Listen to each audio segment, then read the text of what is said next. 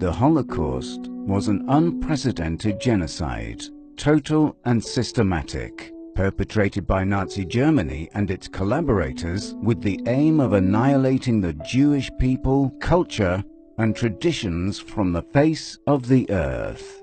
While the countries of the free world were reluctant to help Jewish refugees, a very few diplomats, when faced with the plight of the Jews, decided to defy their superiors and suffer the consequences.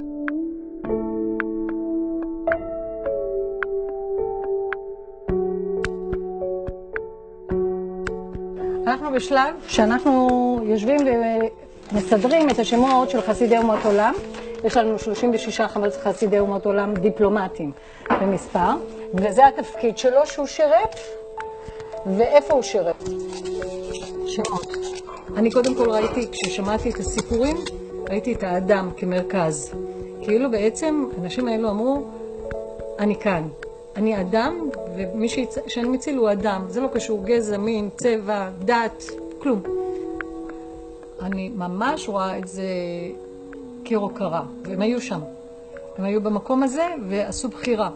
על פי צו ליבם, על פי המצפון שלהם. Each day a larger and larger crowd has besieged the consulate, filling all the rooms and overflowing into the corridor of a building 6 stories high. By 1936, British authorities began to restrict entry to British Mandatory Palestine in response to an Arab revolt.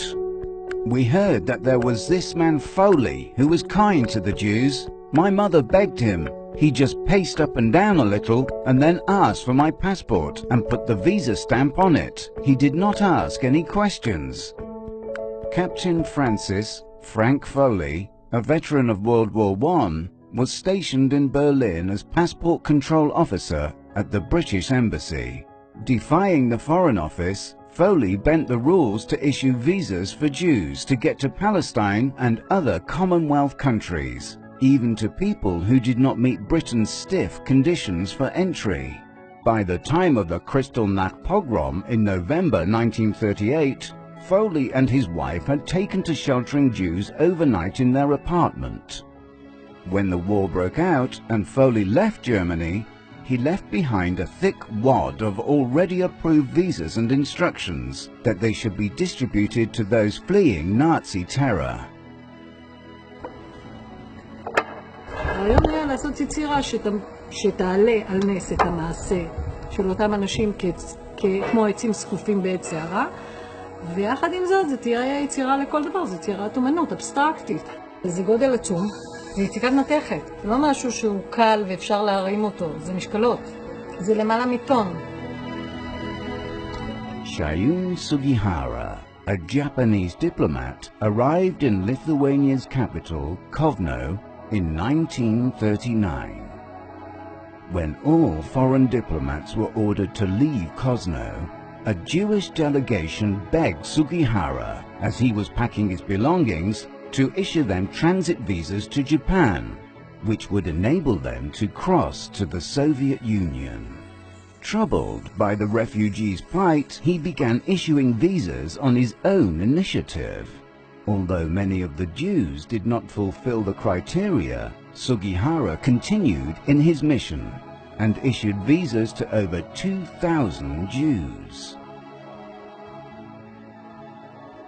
עכשיו אנחנו נכנסים לבית הליטוש של הסטודיו. יהודה הוא העובד הכי ותיק בסטודיו, והוא לוקח את השם של אחד מחסידי אומות עולם. אחרי שאנחנו גילפנו את זה ידנית, אנחנו מאבדים את זה, ובסוף מישהו עושה את זה מבריק וממש נראה מדהים, זה יהודה. מאבדים את המתכת. כששמות נכנסים, לא רוצה שזה יהיה לוח מודעות חלילה. את רוצה שהם ייכנסו כחלק מהיצירה, שהם יודבעו ביצירה.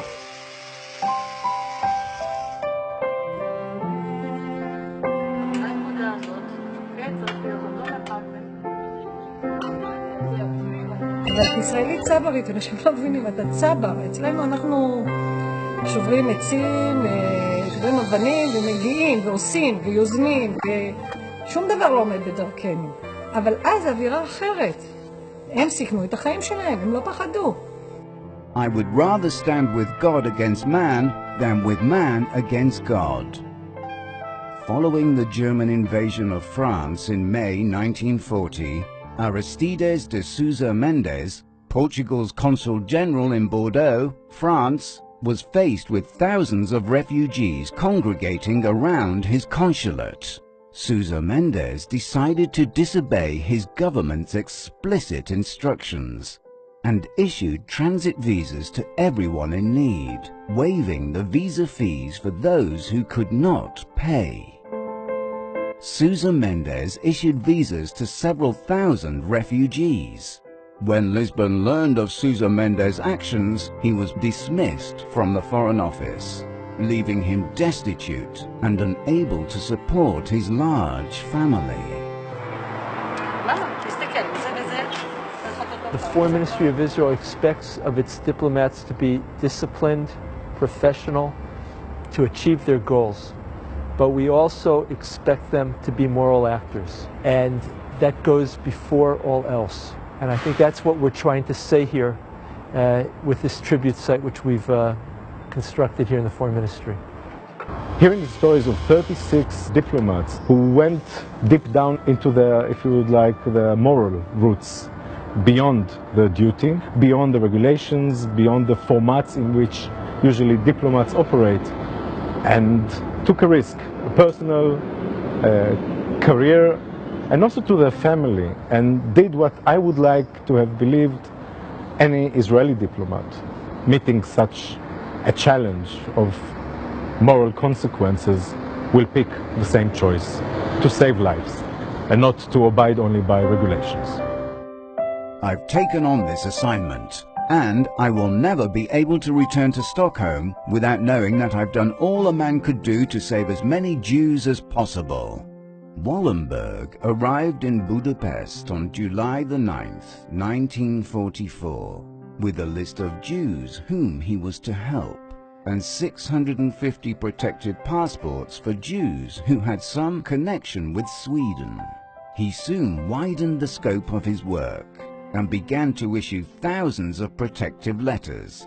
When the fascist Arrow Cross movement instilled a reign of terror in Budapest, Wallenberg and some of his colleagues abandoned all diplomatic routine and set out to save Jews from executions and death marches. They followed the columns of Jews who were marched to the Austrian border and freed them by claiming that they were under Swedish protection. When the Soviets entered the city, Wallenberg was taken away by Russian soldiers, never to be seen again. His fate in Soviet captivity is still shrouded in mystery. אז זה במפורשות להגיד, הם אמרו, יראם, כאן אני, הנני, זה מבחינתי הכי חשוב.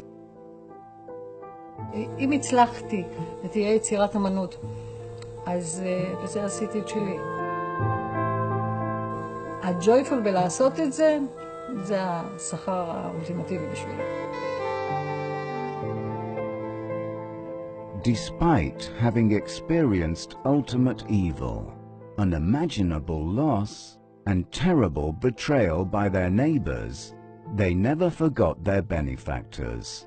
The Righteous Among the Nations program is therefore an expression of the survivors' affirmation of life, their courageous spirit, and their unshakable faith in humankind.